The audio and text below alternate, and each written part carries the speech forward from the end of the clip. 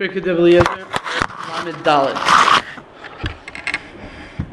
continuing on the tangent that the Medrash went off on about Tchias HaMeisim. So this parak is going to continue the same ideas, similar ideas about Tchias HaMeisim and about death in general and about the Neshama. A lot of very esoteric ideas. I don't really have so much to say on this parak, but we'll go through it and we'll see what it says and try to understand it as best as we can. But it's a little bit, some of these things over here are just very high, as they say, high topics. Right, so the Medrash opens up like this. It brings a pasuk in Hazinu, in the song that Moshe Rabbeinu is saying before he died. The pasuk says, "Ru'u ato ki ani anihu ve'ein elohim imodi ani amitzvah chayeh mochatzti v'ani arpa." Ru'u ato, now you should see, ki ani anihu, I am he. Ve'ein elohim imodi, and there's no one else besides that. There's no other God besides myself. Ani amitzvah chayeh, I will kill, I will make dead, and I will make alive. Mochatzti v'ani arpa, I'm going to smite and I will heal. Mochatzti, I had smitten, v'ani arpa, and I will heal them. So what exactly is this pasuk talking about? So the Medrash is going to go into it. Ma ra HaKadosh Baruch Hu lo'omer shtei pamim ani ani. Why does it say twice in that pasuk ani ani? Right? Ru'u ato, you should now see ki ani anihu. I am he. What does it mean? I am he. Why does it say twice? Omar HaKadosh Baruch Hu. Hashem said, Anihu b'Olam HaZeh v'anihu l'Olam HaBa. I am the same Hashem in Olam HaZeh, in this world, and I am the same Hashem in the future. What does that mean? That Hashem is not changing, and Hashem is going to continue to act in the future the same way He does in the present world. Meaning, Anihu shagalti eschem b'Mitzrayim, Anihu she'osid ligal eschem b'seif malchus revius. I am Hashem who redeemed you from the land of Mitzrayim, and the same Hashem who in the future I will redeem you at the end of the fourth kingdom, where we spoke about before, about the Arba Malchios, the different kingdoms that are going to rule over Klal Yisrael before Mashiach comes. So I'm going to redeem you at the end of the fourth kingdom. Right, that was in Parak, I don't even remember what Parak was. Chav something. Chav Zayin, maybe? Yeah, Chav Zayin. No, not Chav Zayin, Chav Ches. Right, so Hashem is saying, Anihu, I am Hashem who took you out of Mitzrayim, I am Hashem who is going to redeem you at the end of the fourth goal. So Kach Namar Anihu. That's why it says the pasuk, I am He. Meaning Hashem is saying it's going to be the same thing. Anybody who says that there's a second God, the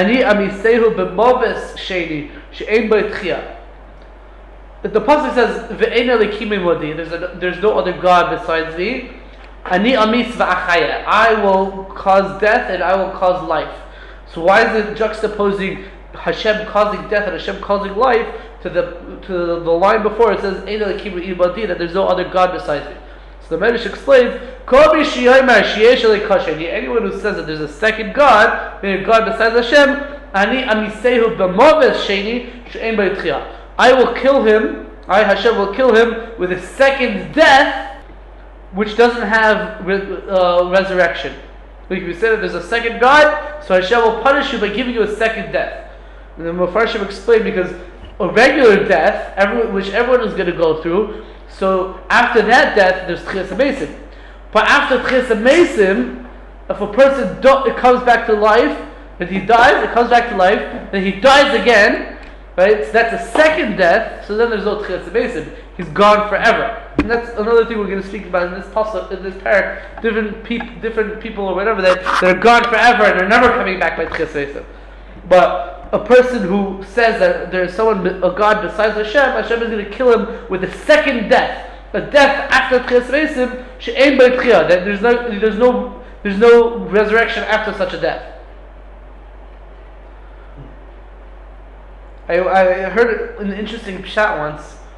It doesn't have exactly to do with this. I heard the Stropkover Rebbe from he has a shul over there in Meir Sharm. Stropkover.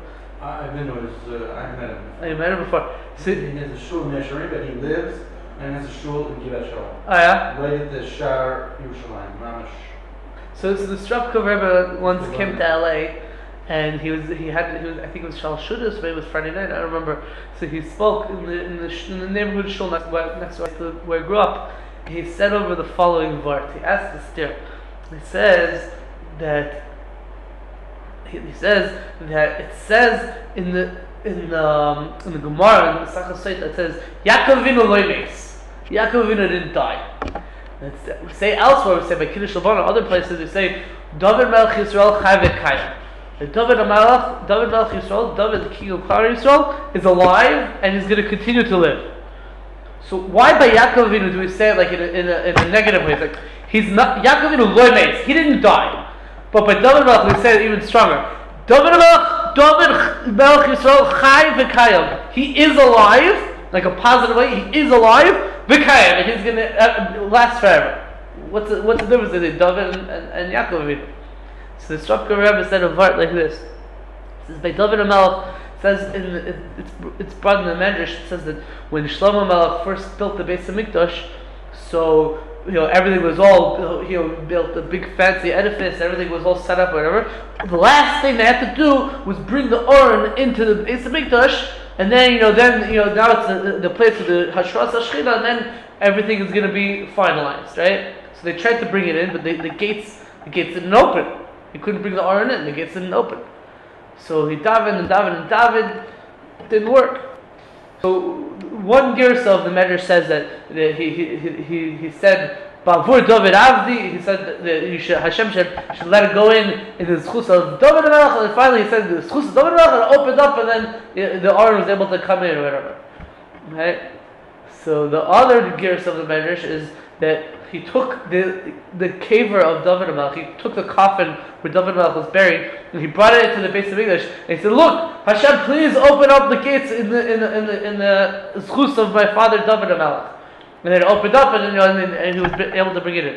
So then the Sanhedrin said to him, "What do you mean? How can you do such a thing? You just brought a dead body into the Beis Hamikdash. You bring tumah and mamish tumah into the Beis Hamikdash." So he was very embarrassed, and Hashem made a nace to save Shlomo from the embarrassment, that David Melech came back to life. So the Stropkover Rebbe says like this. He says that by Yaakov Avinu, we don't find that Yaakov Avinu ever died and came back to life or anything. No, stop. The Gemara is just telling us Yaakov Avinu lo meis. That when the pasuk says that he died, that's Pashup Pshat, but the reality is that in whatever bechina it means, Yaakov Avinu lo meis. But when we're talking about David Melech, the pasuk says David Melech died. We know he was buried, but the Medrash says that he died. He came back to life. Now, after a person dies and comes back to life, there's no gzera on him again. They have to die again, right? There's mechtes, he has to die again. So maybe what it means is that he came back to life, and now he's alive and chai v'kayim, because there's a gzera on every person. Every person has to die, right? So he was already mekayim the gzera that he has to die. So that he died, he came back to life. Now, what's to stop him? So he's chai v'kayim. He's going to continue the last thing. Okay, it's a shtickle chassidish vart. It's a cute vart. And anyone who says she'ein elei kasheni, that there is no other God besides Hashem, ani achayehu l'chayei olam haba u'la'asid lovei. I am going to give him life in this world and in the world to come. So Hashem, it comes out, Hashem takes away life. He brings death to these people, the ones that said there is God besides Hashem, and He brings life to these people that said that there is no other God besides Hashem. That's why it says in the pasuk. Hashem says, "I will give death and I will give life." The next part of the pasuk, mochatzti, right? I had smitten in past tense. What does that mean? What's it referring to? Mochatzias Yerushalayim. I had smitten Yerushalayim, Ve'es Amma, and her nation, B'yayim Charein Api, on the day of my anger. Meaning Hashem had previously destroyed the Beis Hamikdash. U'varachem Gedolim Erpa Lehem. But it says, Mochatzi V'erpa. I had smitten them, and I will heal them. So he's saying, with great mercy, Hashem in the future is destined to heal Yerushalayim, to heal Klal Yisrael, to bring the Geula. I had smitten them and I will heal them. It says in the end of the pasuk says the end of the pasuk is ve'en miyadi matzil. No one can be saved from my hand. So the Medrash says, what does it mean no one can be saved from my hand? So the Medrash says that any malach or sorah for different type of angelic forces, they won't be able to save Rishoyim from the judgment of Gehenna. When Hashem decides, and there's no playing around with it afterwards.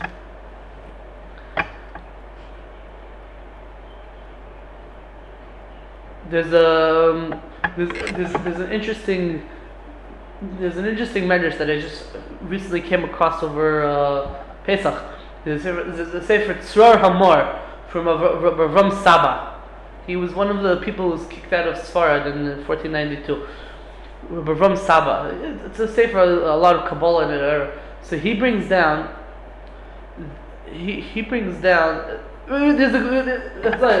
The Gemara says in Mesachos Avodah Zarah, the Gemara says that how is it that Hashem allows Avodah Zarah to continue in the world?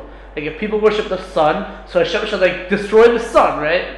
So the Gemara says that no. First of all, you have to know that just because some stupid person does Avodah Zarah, that's not going to make it that Hashem should change the whole world and mess everything over because one guy, because some crazy people decided to worship the sun.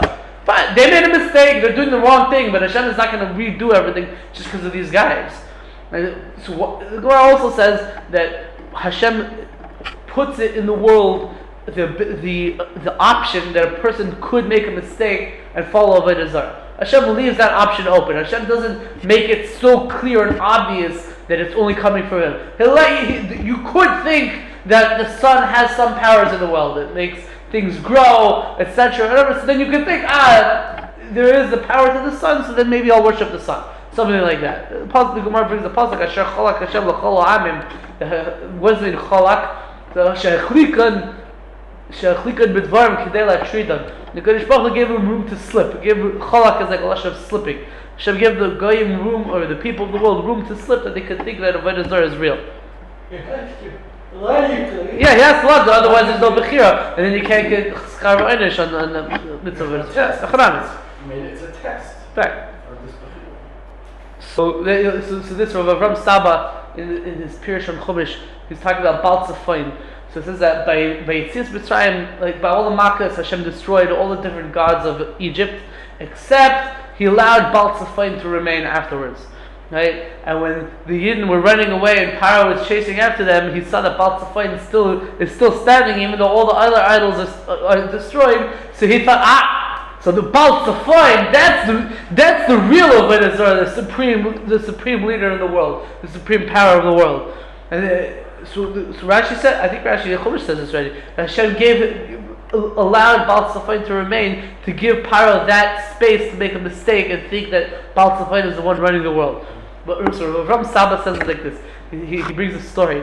It says there was once a certain type of Avodah Zarah that people who had different ailments would go and they would get healed by going to such and such temple. They would get healed by going there. Fine. So there was once a Jewish guy who I think the story says that he was blind. He was blind, and he said, "No, I want to go to this temple and get healed." Right? It's a bit of no, it works, right? So let's go do it. So he goes to the temple. Remember, he's blind, right? And he goes to the temple. What does he see there? He's blind. I'm not sure how he sees this, but whatever. He goes to the temple and he sees a certain shade. Maybe that's he sees a certain shade. That shade is like smearing some certain type of oil on all the people that are coming to get healed, and then all the people get healed. So he goes over and he says okay, no, can you heal me? He says, what? You're Jewish. I can't heal you. So what do you mean? You're healing all these other people? He says, no. First of all, I'm not really healing all these other people. It's just a mirage. I'm not really healing them. The Gemara already actually says this also in Venezuela. The Gemara says that when Hashem gives an ailment to a person, so Hashem says makes the ailment swear. He says, well, Mr. What such and such disease, you're only going to such and such person on the condition that you're going to leave that person through such and such medications on such and such day, etc. Right? So the Shade tells the guy, look, I'm not really healing them. all these people that are getting healed, it happens to be that today this guy was supposed to get healed. And he had, for some reason, he decided to come to the temple. So I'll make him think that I'm the one healing him, but really he was supposed to get healed anyways. So he says, so how come you can't do it to me? What's pshat? No, says, you're Jewish, you have to wait till Hashem heals you. And it brings this pasuk that we're talking about over here.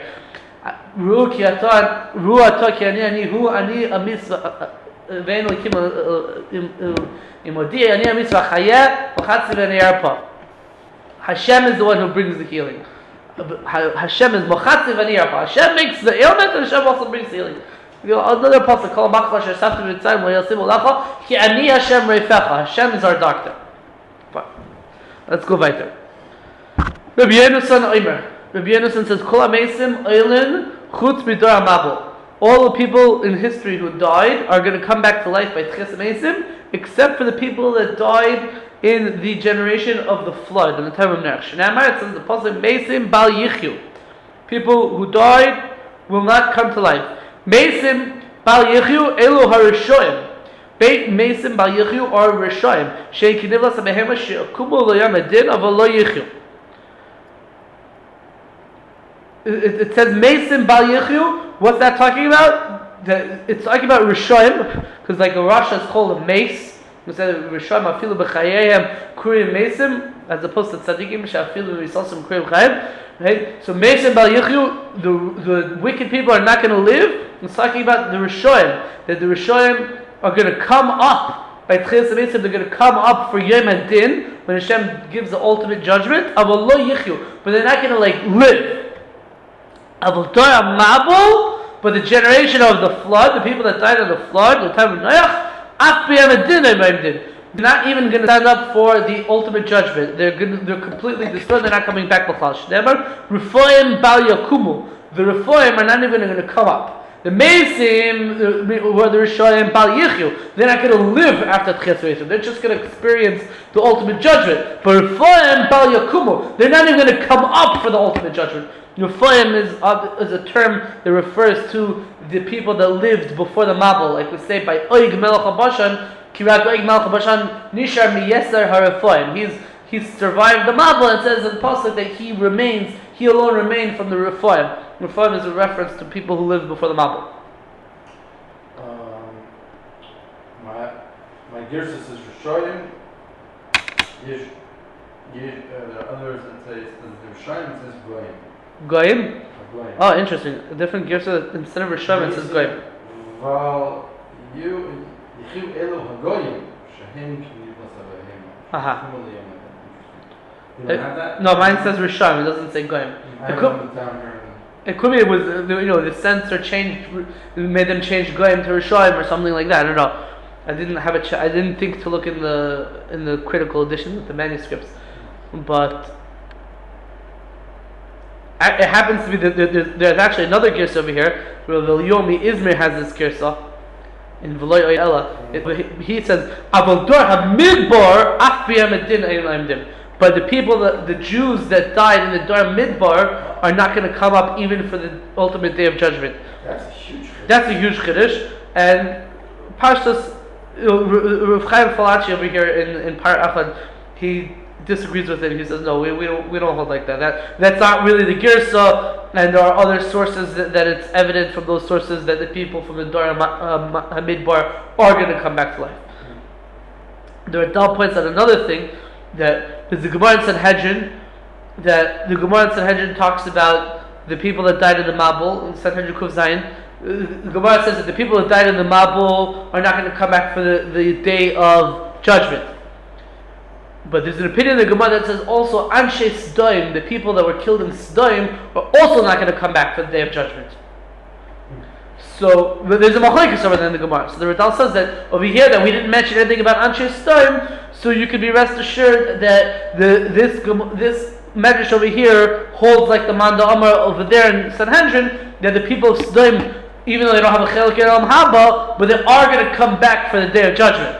Meaning they'll be included in the category of Rishoyim over here. Yeah, they'll be included in Rishoyim, not in the category of Dor HaMabul. Fine.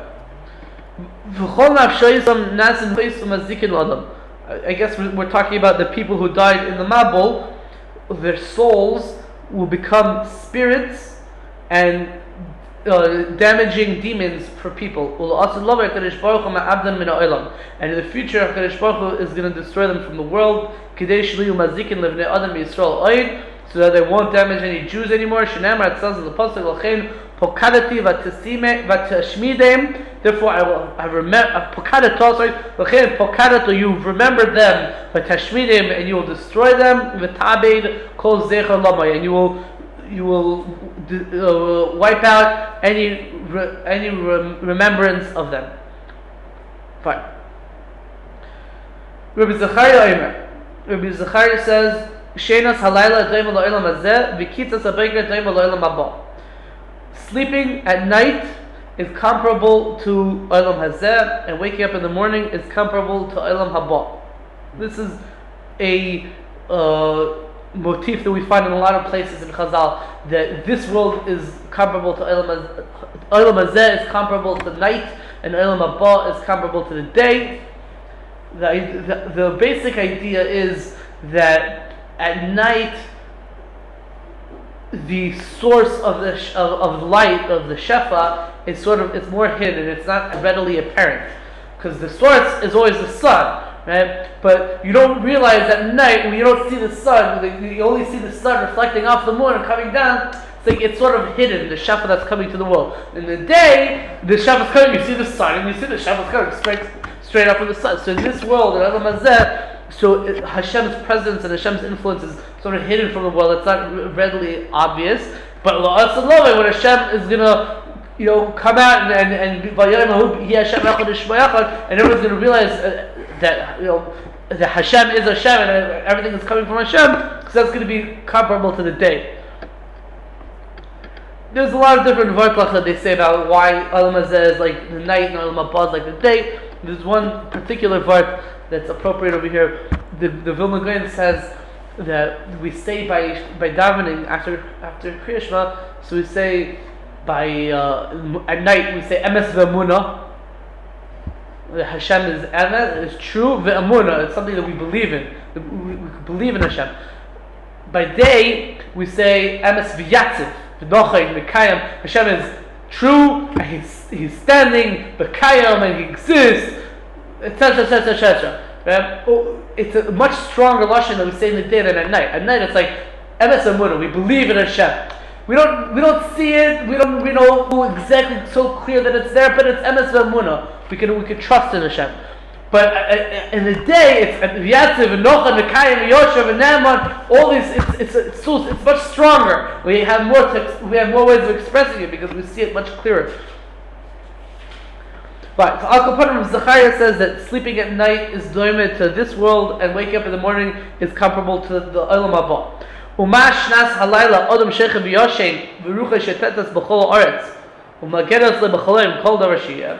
Just like when a person goes to sleep at night and his neshama goes up and flies around the whole world, and it tells him in dreams all the different things that are going to happen. Shneimar b'cholim chesed layla azigla oizen anashim kach hameisim ruchan mishotetos b'chol haaretz u'mageras le'b'chol kol davar sheyeh. Just like when a person sleeps, so his neshama goes out and flies around the world and tells them in the dreams everything that's going to happen, so too people who are no longer alive, their neshamas go and fly around the world and tell them everything that's going to happen. Actually, it doesn't say neshama, it says their ruach. And there's three parts to the spiritual being of a person: the nefesh, the ruach, and the neshama. Naran. So here it's talking about the ruach, not necessarily the neshama. Okay, this isn't so pashut because the Gemara in Brachos in the beginning of the second parak discusses whether people who are dead know what's happening in Olam HaZeh B'chlal. A famous story about the guy who slept in the basic kvaros on Rosh Hashanah, and he heard two spirits speaking to each other. Yeah, Gemara in Brachos. Yeah. What? Yeah, it's like a whole yeah, whole story, whether they hear what's going on. Right. But they give praise to Kadosh Baruch Hu, who's destined to bring them back to life. The Chasidim are going to be happy with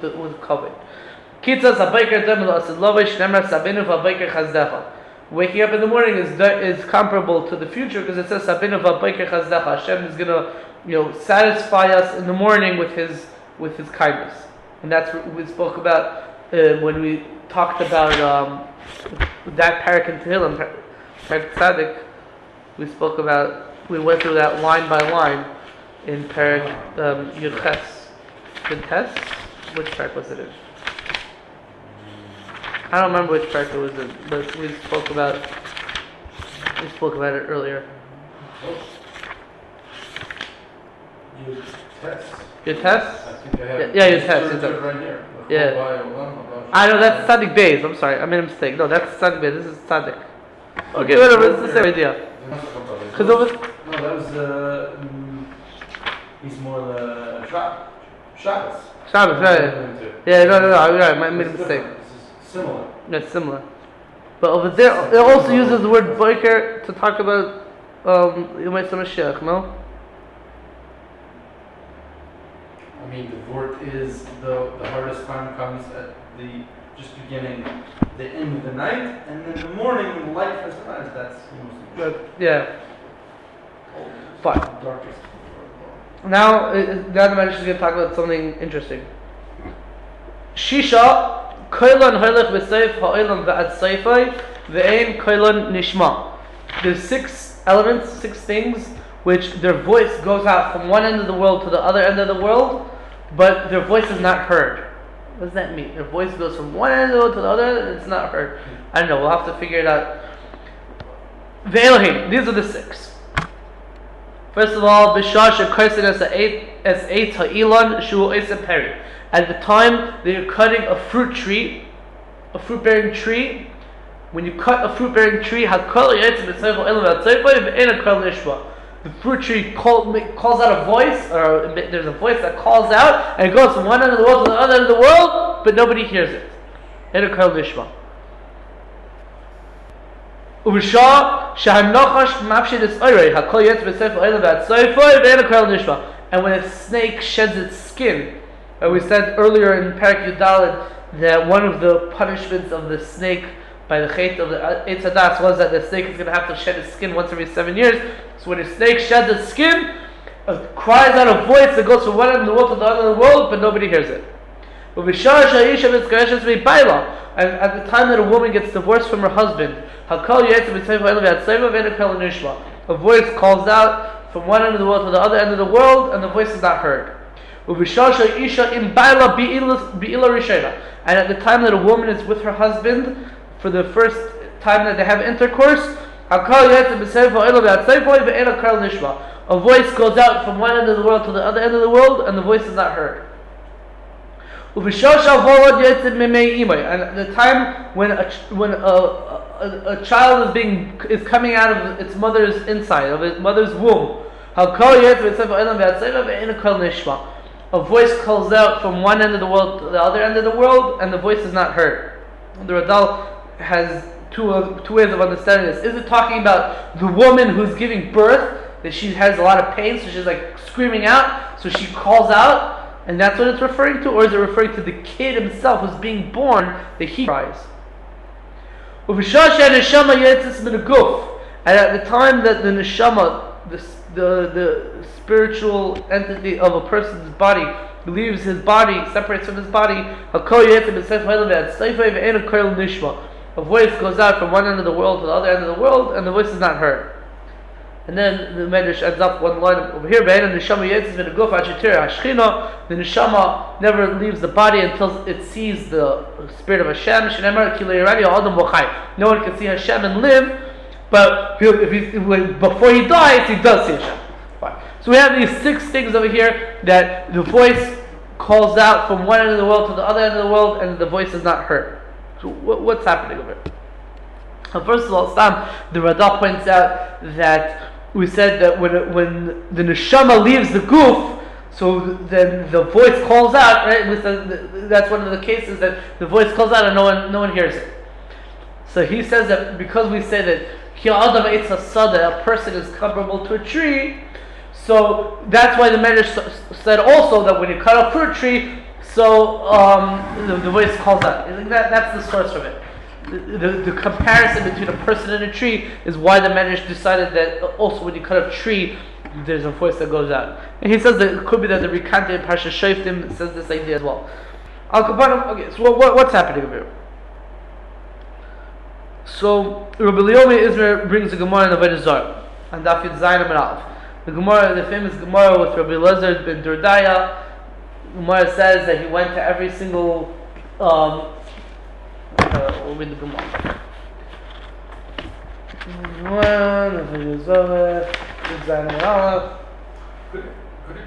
Does the coal have to be from one of the objects involved? Could it be that there's a coal? Well, so we're gonna see what this idea of the coal coming. Where's the coal where's this voice emanating from? Okay, so the Gemara says Rabbi Elazar ben Dordaya. Rabbi Elazar ben Dordaya, there wasn't a prostitute in the world that he didn't have relations with. He went to every single prostitute. It says that he heard that there was one prostitute who is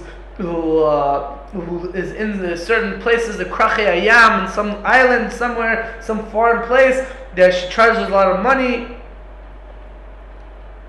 So he went, he took the money with him, and he's going to go, and he crossed 7 seas to go to her, right? And then at the moment that he was going to, consummate his desires, so he released flatulence. So she said to him, just like that flatulence, the gas that from your flatulence came out and never went back to will never go back to its place, so too you, Mr. Elazar ben Dordaya, you've gone so far, you're never going to be able to go back, meaning you won't be able to do tshuva. And then he decided, you know what? That inspired him. No, wait, I'm in such a bad situation. No, they say that before a person realizes how far he's gotten when he's going off, you have to hit rock bottom. When you hit rock bottom, then you can start climbing back up. So he's hit rock bottom. Then he decided, okay, that gave him the service to do tshuva. So it says that he stood between two mountains, and he said, "Mountains and hills, please daven to Hashem for me and have mercy on me." Right? And then it says in the Gemara, the mountains and the hills said to him, before we start asking Hashem to have mercy on you, we should ask Hashem to have mercy on ourselves. Because it says the pasuk here, that in the future Hashem is going to move around the mountains, right? So then it says that he went to Shemayim v'Oretz and asked them to have to pray to Hashem on his behalf. And they said no, the same thing. And basically he decides that he's the only one himself who could daven, and he puts his head between his knees, and he cries so much until he dies. And then a Paschal comes out and says that Rebbe Elazar ben Dordaya, they call him Rebbe now, he's prepared to Olam HaBa. And the Gemara says that when Rebbe would hear this story, Rebbe would cry. Because Rabbi Yehuda knows he would cry, because it says, well, a person can work his whole life and try to get Olam HaBa and get Olam HaBa, and another person can spend a whole life doing all kinds of affairs or whatever, and in 1 minute, in 1 hour, he can get his Olam HaBa. And that's more or less the story of Rabbi Elazar ben Dordaya. So Taisus over there asks the kasha. Taisus says he went over there. He went to the mountains and he said to the mountains, "Please pray to Hashem for me." Right? And the mountains said back to him, "No, wow, we should pray to Hashem for you. We should pray to Hashem for ourselves." Right? So Taisus asks, "What do you mean? The mountains talk to him? Where does he get that from?" The mountains said back to him, "No, we should die for ourselves." The mountains don't talk. What happened over here? So Taisus, there's two answers.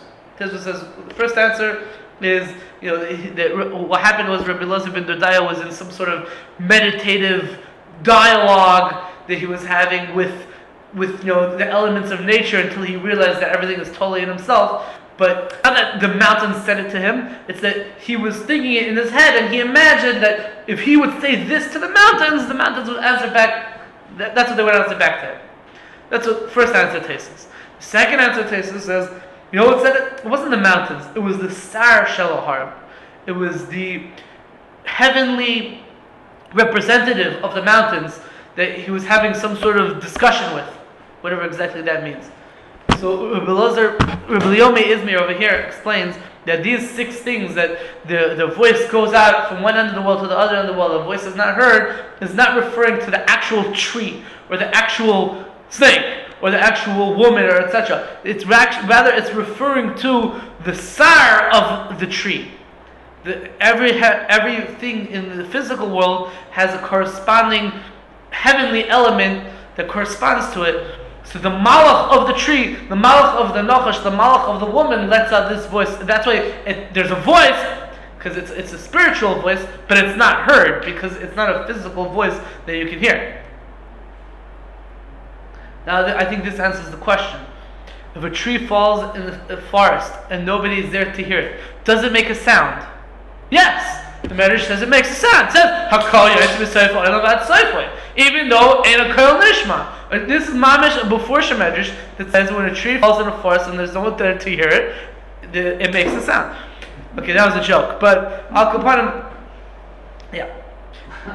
Rebbe Leomi Izmir, there's another. I think it's a shtickle funny over here, but Rebbe Leomi Izmir has a girsa where this Medrash starts off. It says there's 5 things that have a voice that goes from one end of the world to the other end of the world, and the voice is not heard. And then it lists them, and then there's really 6 of them.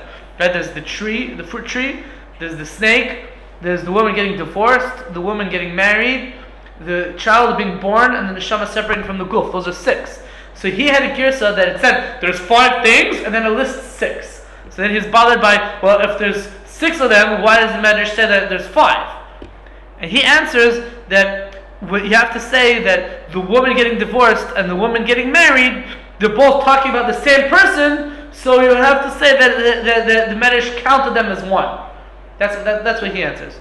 And then I would add that if you want to say that, then you would have to explain that when it says that a child being born is one of the things that releases a voice that's not heard, so that's talking about the kid releasing a voice, not the mother releasing a voice. Because then you could say that there's really 3 things that are included in woman. Okay, whatever. But Rav Chaim Falaji also over here points out that no, the girsa is 6. It doesn't say 5, it says 6. And then for some reason, Rav Chaim Falaji in the Parachad, he says, even though the girsa says 6, and there are 6, and there's no problem over here, but if you have the girsa that says 5, like Rebbe Leomi Izmir, so I'll tell you a vart. Okay, it's a vart that is somewhat superfluous because we don't have that girsa, but he says a vart. He says that of these 6 things that are mentioned over here, so he says that 5 of them in the future are going to be moot, going to be irrelevant, and 1 of them is going to continue in the future. It says in the future,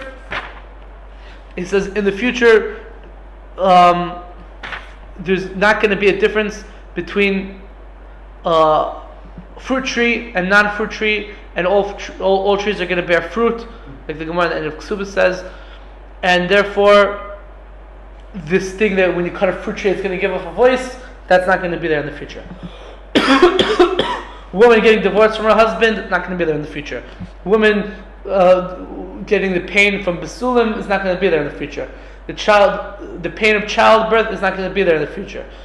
The pain of death is not going to be there in the future. All these things are not going to be there. What is going to be there in the future? The only thing that's going to remain is the nachash. When he sheds his skin, he's going to have a lot of pain, and that pain will cause him to cry out. That's going to last. The nachash will never get his tikkun from the chayr of the etzadas, but the man will get their tikkun. Man will get their tikkun, and therefore tsar leida and tsar tsar besulim, these things which are really just a punishment for the chayr of the etzadas are going to be nispatel. They're going to be irrelevant, and they're going to be nullified and taken away from the world. So there's only going to be so he says that when the Medrash says there's 5 things and then it lists 6. It's like there's 5 things that are going to be there and then they're going to go away. They're there now, are going to go away, and we're mentioning a 6th one that's not going to go away. And that's what he says. And then he wants to connect this to the 5 voices of Simcha, Kol Sosan, Kol Chosim, Kol Kal, Kol Mitzal, Kol Sosan, Kol Basam. That in the future there's going to be 5 voices of Simcha, and it corresponds to the 5 voices by Matan Torah. He doesn't explain how all this connects. He just says that it's connected. Al Kapanim, yeah. Fine, let's go back there. Rabbi Azariah Omer. Rabbi Azariah says, Kol Hanashamayis, they were talking about, I guess we're talking about Tchis HaMesim. Maybe we're talking about Olam HaBa, I'm not sure. Rabbi Azariah Omer, Kol Hanashamayis Chayzus in Nasafis Ish El Dar Avisav Ve'el Amav. All the souls are going to be gathered, each person to his forefathers, to the generation of his forefathers, and to his nation. What does it mean, his nation? So the Radha explains that we're going to explain to you what it means, nation. Hatzadikim v'Sadikim v'Rishoyim v'Rishoyim. Nation, it doesn't literally mean nation, rather it means Ve'el Amav, meaning the people who are similar to you. Tzadikim are going to be gathered together with the Tzadikim, and the Rishoyim are going to be gathered with the Rishoyim. Shekin Omar Kadosh Baruch Hu Avram Avinu. Like Hashem said to Avram Avinu, "V'ata tovei el avisecha b'shalom," and you will go to your forefathers in peace. So he's saying that how Hashem was telling Avram Avinu, when you die and your neshama leaves you and goes somewhere else to some place called Olam HaBa, so your neshama is going to go join its forefathers. Like we said, that the neshamas are going to join the Dor Avosav. I would assume that it doesn't literally mean, like, let's say his father, because his father was a Rasha, but let's say his earlier ancestors, maybe Srug maybe wasn't a Rasha, Ru'u, or higher up Noach and Adam, it's going to, Avram Avinu would join them. Fine. So it said that you're going to join them in peace, right? So the Medrash asks a question. Is it true that when the soul leaves a person's body, that's called peace? What does it mean that the soul is going to leave in peace? It means that before a person dies, the malachim, the angels that are waiting in Shemayim for him, or the Radha brings that when the Rekach brings this medrash, he says that tzadikim that are already in Gan Eden, and they know you're coming, so they're going to wait there and greet you for Amrim Lo Shalom, and they're going to say, "Oh, peace," when you come up there. Shneimar says in the pasuk, "Yavai Shalom Yanucha Mishkavaisam." The peace is going to come on, and then you're going to lay down. So the people who are going to come greet you, the malachim or the tzaddikim are going to come greet a person before he dies. They're already getting ready to greet you when you go to Gan Eden. Yeah. Because of that, fine. Rabbi Chanina Omer, all the tzaddikim who died in Chutz La'aretz, the neshamas are going to be gathered in Eretz Yisrael. Shnamar, it says the pasuk v'ayis nefesh adoni tzura b'tzura chayim. The soul of my master will be tied together with the tying of the life. What does it mean? B'tzura chayim, hachayim. What does it mean? The life. The life means the life, meaning Eretz Yisrael, the land of the life. Eretz hachayim. So the Radal says. All the people all the Rishoyim who died in Eretz Yisrael, their souls will be sent to the Kela Chutz La'aretz. Kela with a Kela, or what's a Kela? I'm not sure exactly what a Kela is, and I did try to figure out different. I just remember because Reb Tat said that when you die in Russia, that Gehinnom is like a slingshot. That's what I was thinking. I think that Kela means something like whacking or whipping or something like that, or slingshotting, something like that. And then Mishlochos is to be sent. Yeah, it means sent or thrown. Sent, but Kela Chutz La'aretz. Shneimar ve'eis nefesh ayvecha yikalenu b'seich kafa Kela. The Mukubbalim talk about that Kafa Kela is like one of the most extreme levels of Gehenna. I never exactly understood how it works, but that's. I told you this parak was very esoteric. Yeah. And in the future, Hashem is going to grab onto the corners of Eretz Yisrael, whatever that means. And He's going to shake it off from all tumah. Like a person who takes a clothing, or like the more appropriate mashal would be like a tablecloth, and you pick it up and you shake it and you throw off all the things that are on top of it.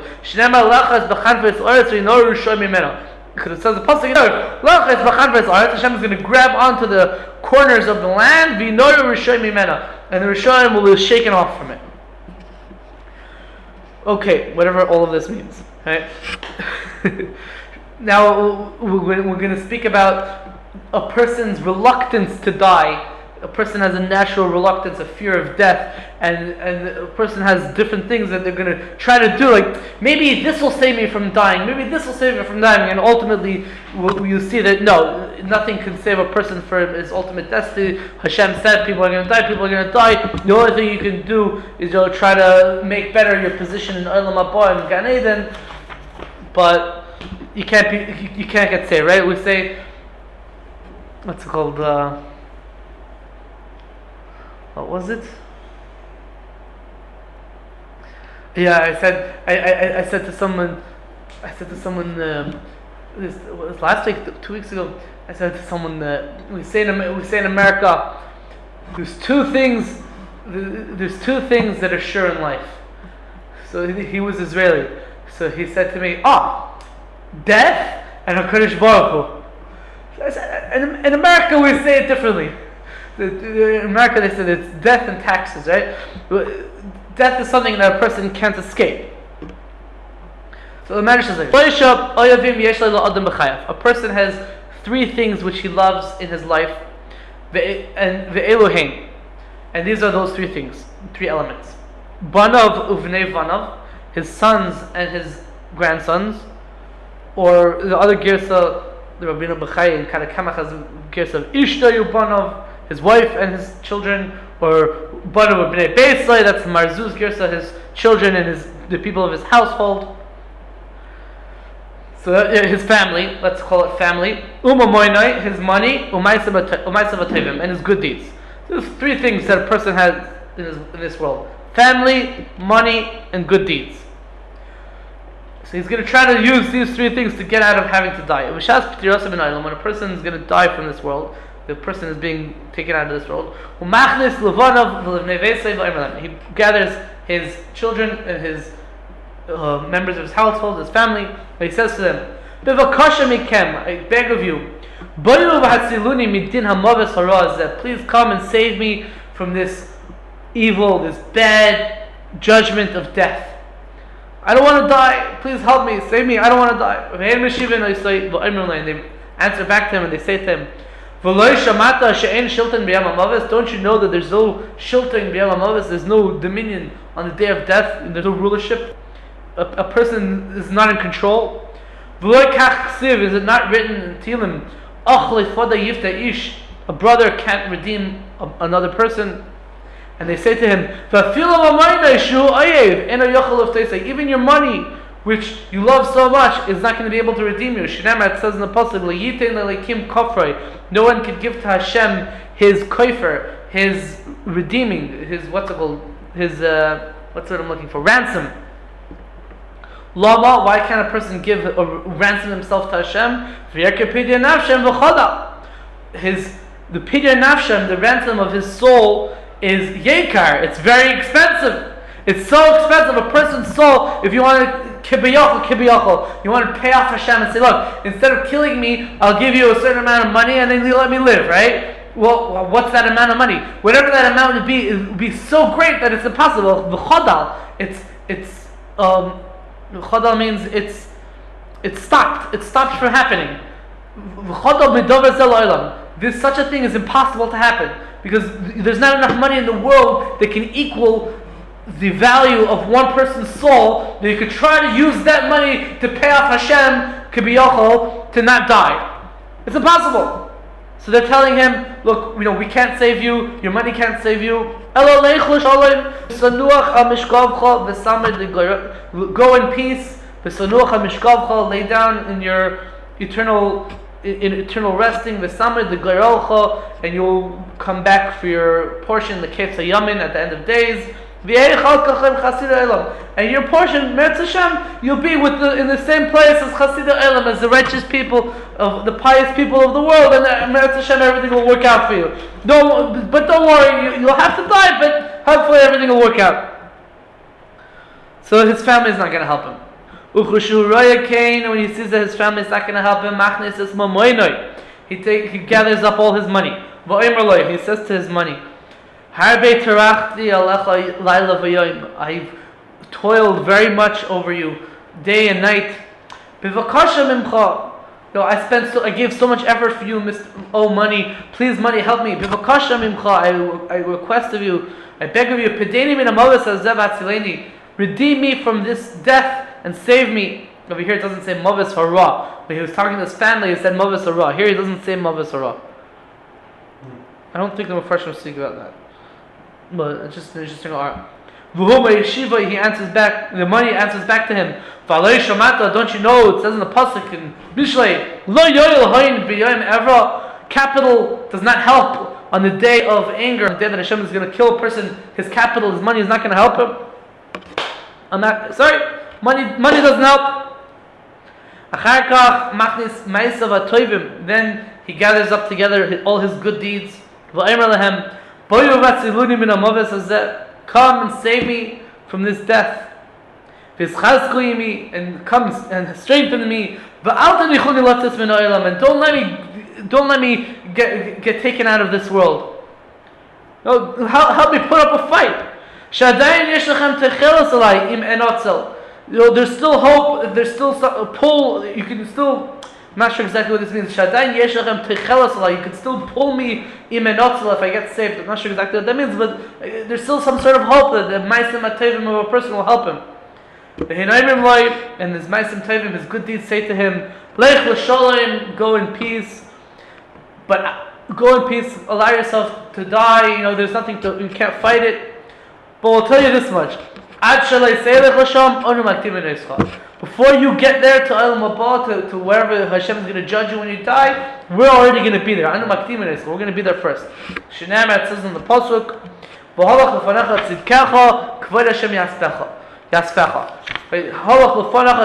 your tzidkos, your righteous deeds are going to go in front of you, and then you're going to be gathered up by Hashem.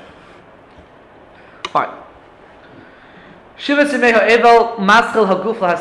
the 7 days of Avelus, so during the 7 days of mourning, a person's body begins to get wormy, and then eventually, as the Radal says, this is eventually v'names, it becomes dissolved, and it returns to the dirt where it came from. It says in the Pasuk,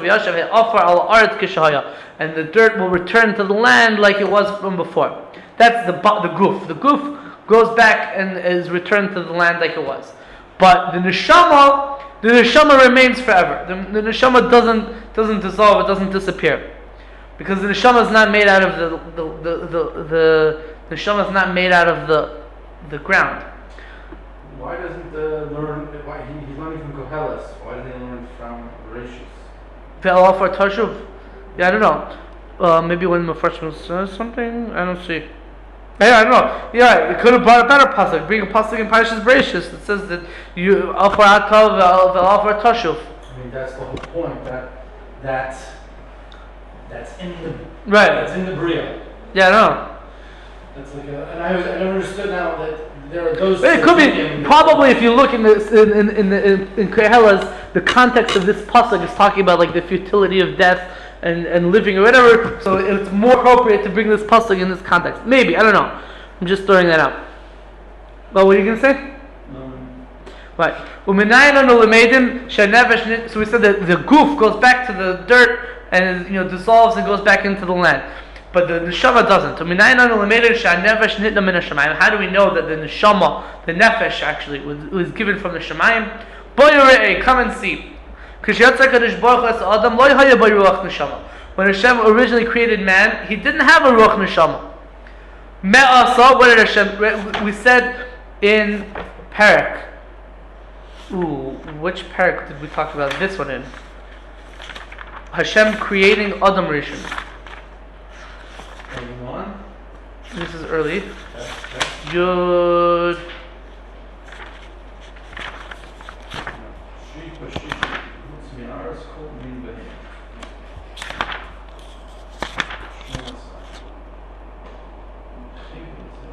Get out.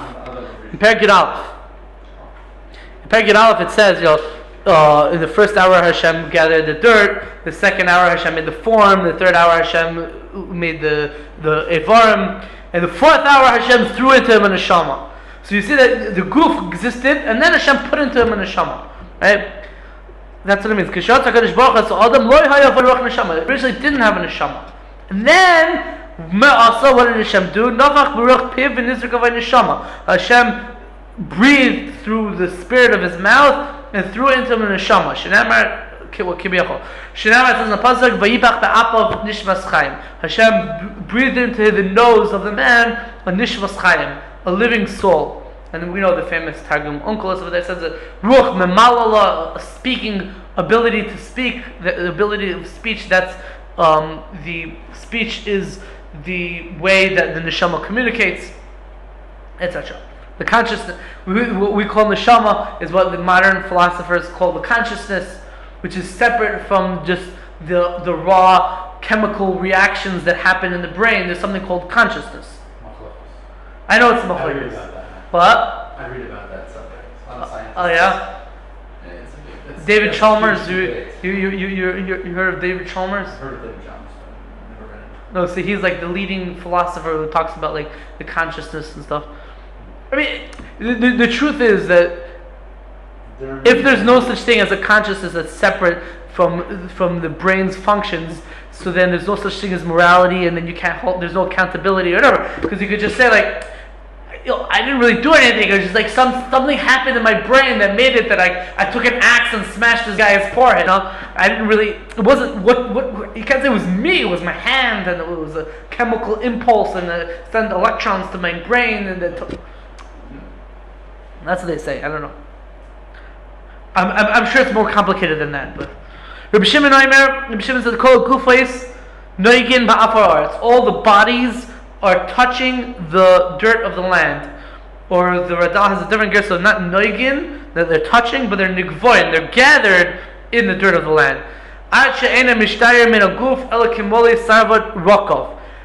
Until there's nothing that's left of the body except for a rotten mole tarvud, which is a small bone that's left. That's what's left from the body. That's a little small bone, the loose bone they call it. In other places of Chazal it's called the loose bone. We spoke about it. I don't think you were here because you left early. Right? You left early the last year.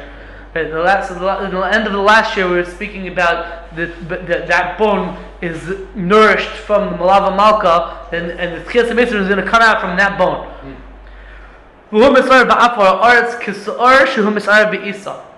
And the body, the dissolved body gets mixed into the dirt of the land like sourdough, which is mixed into regular dough.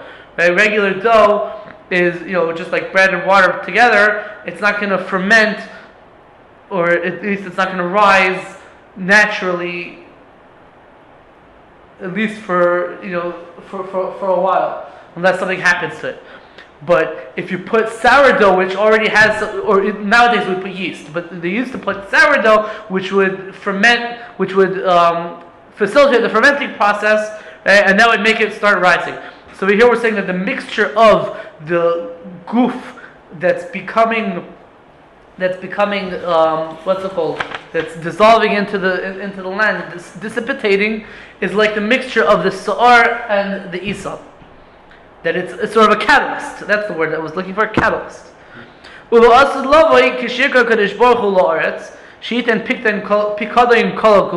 future, when Hashem is going to call up the land and ask it back to give back its deposit, that Hashem deposited all these bodies into the land, and it's going to say, give me back the bodies that I gave as a deposit. Those bodies that were mixed into the ground, into the dirt of the ground, like soar that was mixed into, like sourdough that was mixed into regular dough, it's going to make the whole body miyape, make it nice, umarbe, it grow, and bring up the entire body without any blemishes.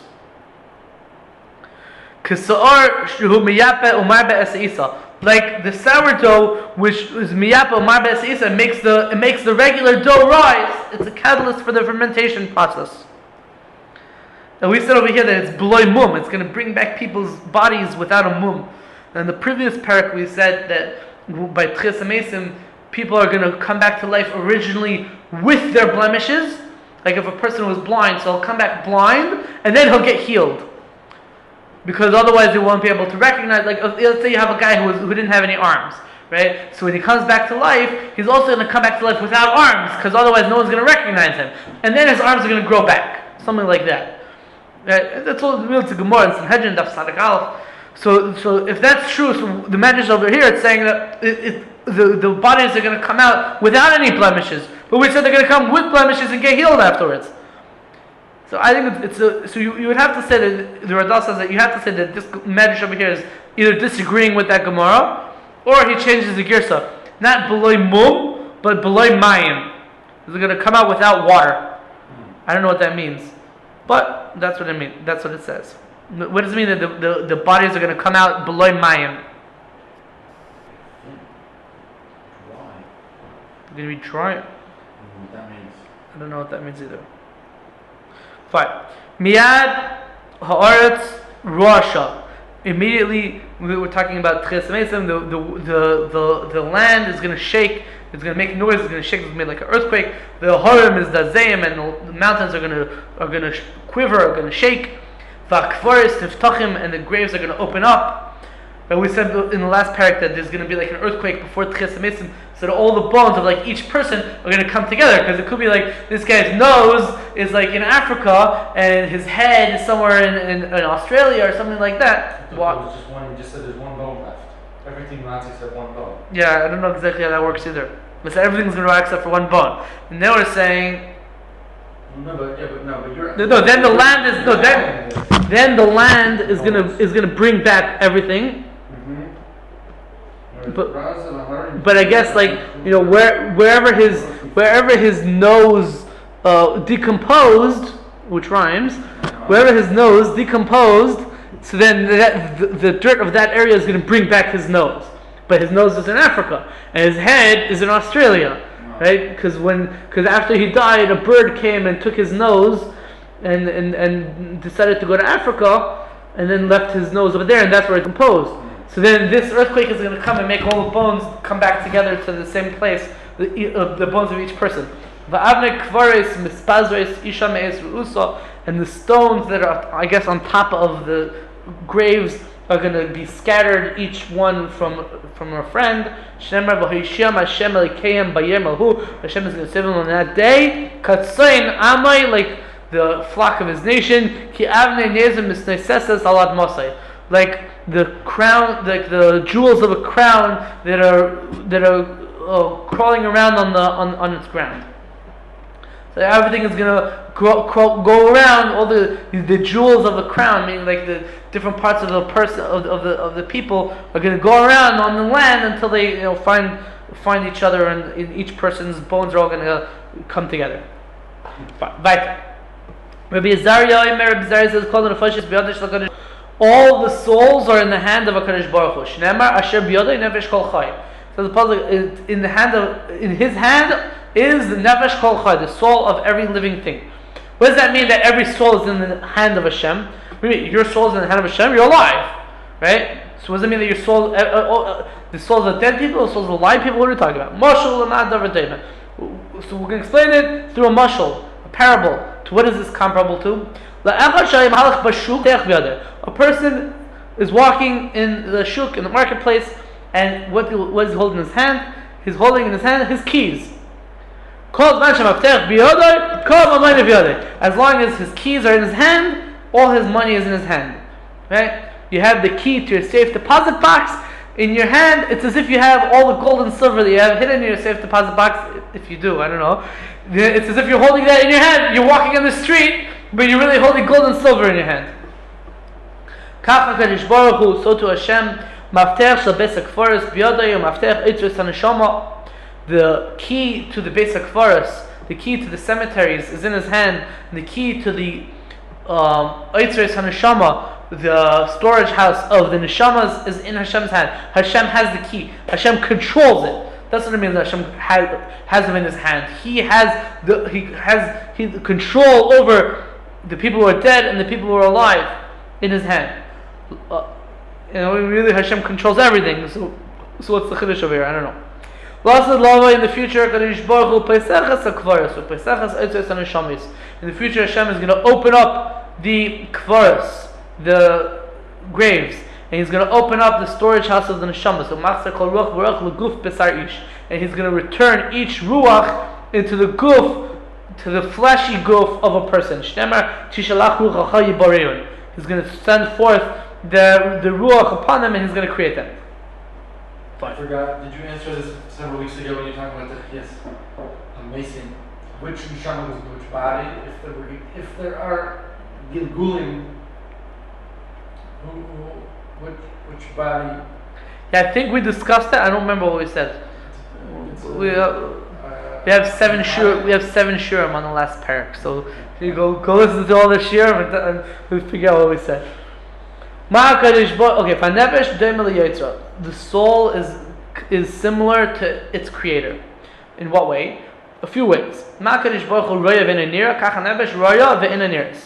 Just like Hashem, the soul of a person is similar to its creator. We say in other places of Chazal that the soul, the neshama is chelik like kamimala, it's like a part of Hashem. So here we're saying in different ways that the soul is very similar to Hashem. Just like Hashem sees but is not visible, so too the soul sees and is not visible.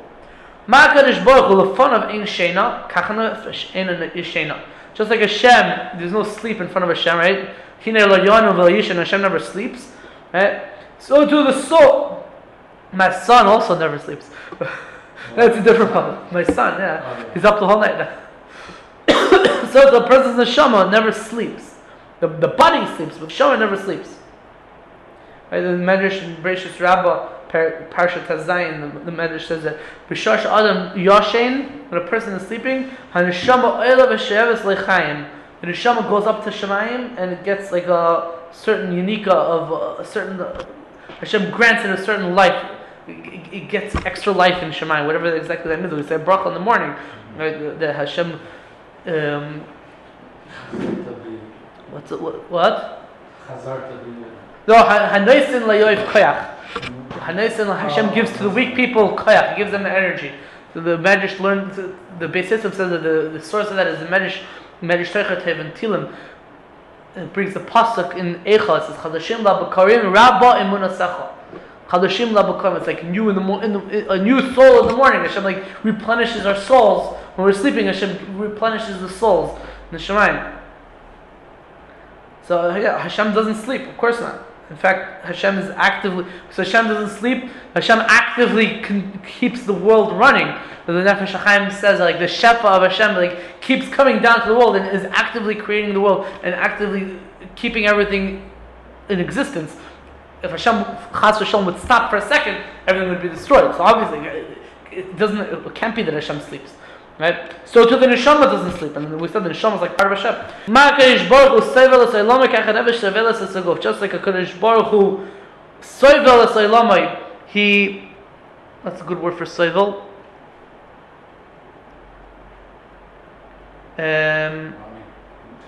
Tolerates. Let's say tolerate. Hashem tolerates the world. You know, the world. There's two words I always mix up. No, that's good. Sovel and sovel or something. Sovel. Let's say that Hashem tolerates the world. Hashem tolerates the world, that even though the world is not doing exactly what Hashem wants, but He continues to allow it to exist, right? So too, the neshama in a person. Even though the body doesn't necessarily always do what the neshama wants, but the neshama still allows the person to continue to exist. It also means to hold up, doesn't it? What? Sovel is to hold up a load.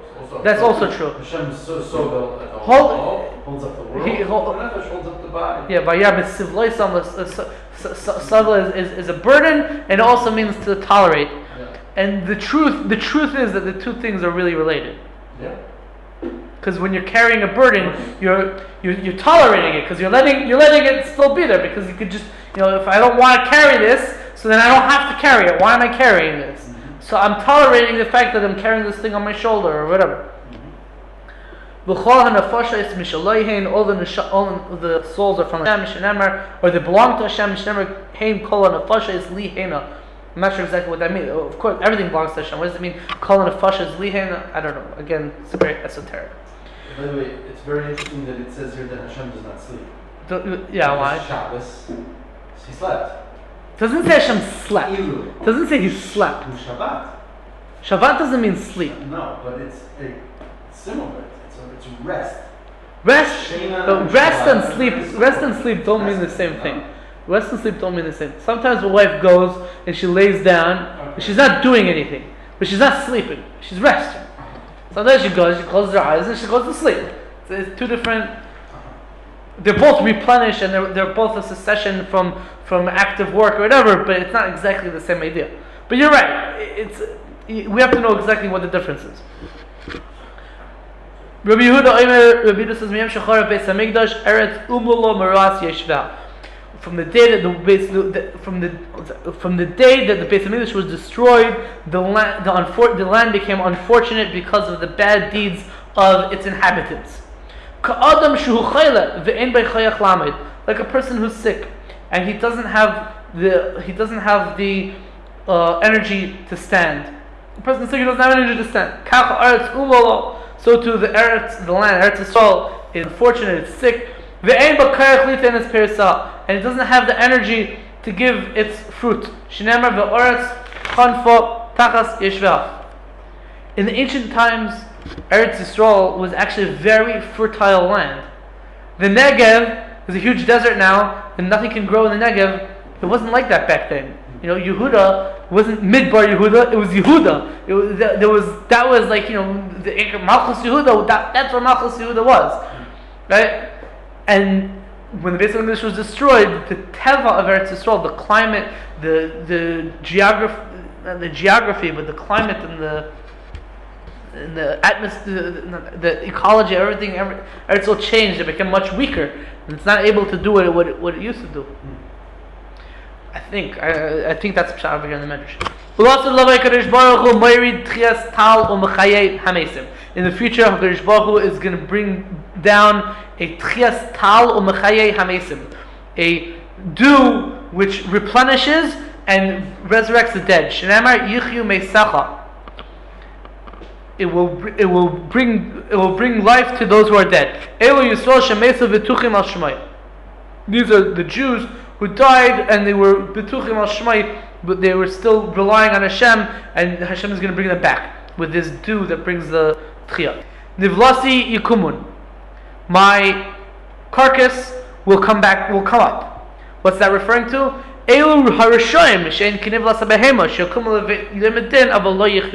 The carcass is going to come back up is referring to the Rishoim that are compared to the carcass of an animal, which they're going to come back for the Yom Adin, but they're not going to live. Does it say Goyim Bayu over here also? No, here it says Rishoim. So here, both Girsas say that the Rishoim are going to come up for the Yom Adin, but they're not going to live after Tchias HaMesim. They're just going to be revived for the ultimate judgment and not go back to life completely. Hakitzu v'ranenu shechnei afar. The pasuk says, Hakitzu, wake up, v'ranenu shechnei afar, and sing, O people who are resting in the dirt, in the land, in the dirt. Elu hatzadikim shem shechnei afar. That's referring to the tzadikim who are living in the dirt right now. They're dead, they're living in the dirt. So in the future they're going to wake up and they're going to sing. Ki tal oyres talacha. Because a dew of light is your dew. What does that mean? Ein tal tzadikim tal shel choshech ela tal shel or. The tal, the dew that's going to revive the tzadikim, resurrect the tzadikim in the future, is not a dew of choshech, a dew of darkness. Rather, it's a dew of light. What does that mean? So Radal explains that the dew that we have nowadays, when you wake up in the morning and there's dew on the floor, on the ground, so that dew is a dew of darkness. Tal shel choshech. Why? Because it came at night. Right? And we're living at a time of night. Right? Olam HaZeh Night. So the tal that comes now, that we said earlier, so the tal that comes now is a tal of choshech, a tal of night, a dew of night. But in the future, it's going to be a tal shel or, a dew of day, a special light that's going to come from HaKadosh Baruch Hu and bring back the tzaddikim to life. Again, it's very esoteric and I don't know what any of this means. I'm just saying pshat. And Hashem is going to bring healing to the land. He's going to have everything get healed. Hashem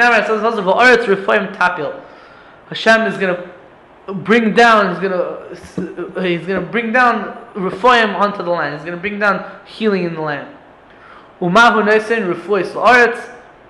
And what is that refuah that Hashem is going to bring to the land? And the Mepharshim say, skip the next line.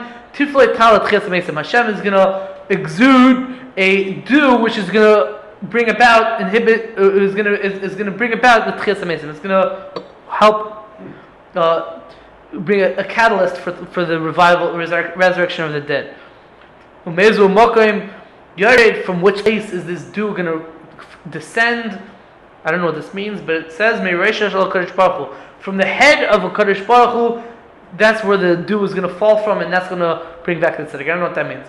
Said Lavai, and in the future, Menar Sa'ar Roishai, the Kadosh Baruch Hu in the future is going to shake the hair of his head, Kibiyachol, because we know that Hashem is incorporeal, doesn't have a body. And he's going to shake his head, and he's going to shake the hair of his head, and from that, this dew is going to come down and is going to resurrect the dead. It says in the pasuk, "Ani yeshena v'li bi'er." I am asleep, or it's talking about Hashem. I look like I'm sleeping, but li bi'er, but my heart is awake. It looks like Hashem is sleeping, but really He knows exactly what's going on. And the pasuk says about Hashem, my head is full of dew. So that's also a description of Kadosh Baruch Hu. His head is full of dew, and we're saying that dew that is referring to the dew that Hashem is going to use to revive the dead by Tchias Mesim, and we're saying that the dew is the source of that dew is in the head of Hashem, whatever exactly that means.